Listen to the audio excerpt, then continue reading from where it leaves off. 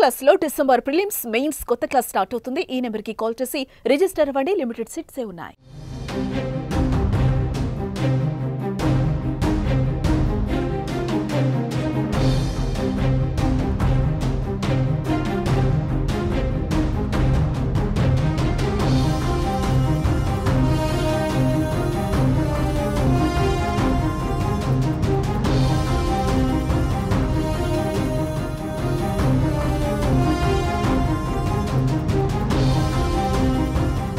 మంజు మనోజ్ ఆయన సతీమణి భూమా మౌనిక రాజకీయ రంగ ప్రవేశానికి సర్వం సిద్ధమైపోయింది. మనోజ్ మౌనిక దంపతులు జనసేనలో చేరబోతున్నారు.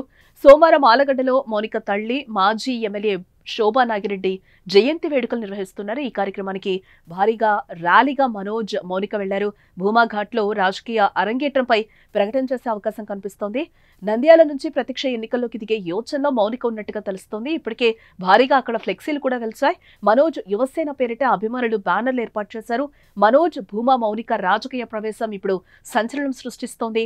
ఇప్పటికే ఆమె అక్క భూమా అఖిలప్రియ ఆలగడ్డలో టీడీపీ నుంచి ఎమ్మెల్యేగా కొనసాగుతున్నారు. ఇప్పుడు మౌనిక జనసేనలో చేరుతూ ఉండటం ఏపీ రాజకీయాల్లో చర్చనీయాంశంగా మారిందని చెప్పుకోవచ్చు. మంచు కుటుంబంలో వివాదాలు ఉన్నట్టే భూమా ఫ్యామిలీలో కూడా ఆస్తి వివాదాలు ఉన్నాయనే చర్చ జరుగుతున్న నేపథ్యంలో మనోజ్ మౌనిక రంగప్రవేశంతో సీమ రాజకీయం మరోసారి రంజుగా మారిందని చెప్పుకోవచ్చు.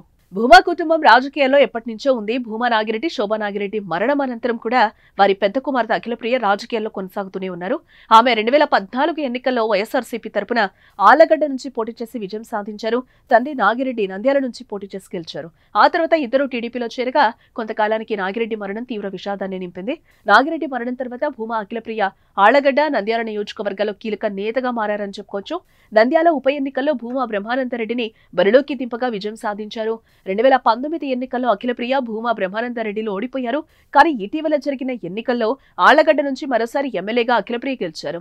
వీరికి తోడుగా భూమా జగత్ విఖ్యాత్ రెడ్డి కూడా రాజకీయాల్లో ఉన్నారు. నంద్యాల ఆళ్లగడ్డ నియోజకవర్గాల బాధ్యతల్ని భూమా కుటుంబమే చూసుకుంటోంది. గతంలో మౌనిక కూడా రాజకీయ ప్రచారం చేశారు. ఇప్పుడు డైరెక్ట్ గా ఎంట్రీ ఇస్తూ ఉండడం అక్కడి రాజకీయాలు రసవత్తరంగా మారే అవకాశాలున్నాయి. గతంలో పవన్ కళ్యాణ్ తో ఒకసారి మంచు మనోజ్ భేటీ అయ్యారు. భీమ్లా నాయక్ షూటింగ్ సమయంలో స్పాట్ కి వెళ్లి పవన్ కళ్యాణ్ తో కీలక అంశాలపై చర్చించడం జరిగింది. వీరిద్దరూ కూడా సుమారు గంటకు పైగా పలు విషయాలపై చర్చించుకున్నారు. స్వతహాగా పవన్ కళ్యాణ్ అంటే మంచు మనోజ్ కు ప్రత్యేకమైన అభిమానం ఉందని చెప్పుకోవచ్చు. అలాగే మనోజ్ పట్ల పవన్ కళ్యాణ్ ఎంతో స్నేహపూర్వకంగా కూడా ఉంటారు. మా ఎన్నికలు అటు మెగా ఫ్యామిలీకి ఇటు మంచు ఫ్యామిలీకి అన్నట్లుగా సోషల్ మీడియాలో వార్తలు కూడా వచ్చాయి. కానీ ఎన్నికల రోజున ఓటు వేయడానికి వెళ్లిన పవన్ అటు మంచు మనోజ్ తో పాటు మోహన్ బాబును ఆప్యాయంగా పలకరించారు. కాసేపు మాట్లాడుకున్నారు కూడా.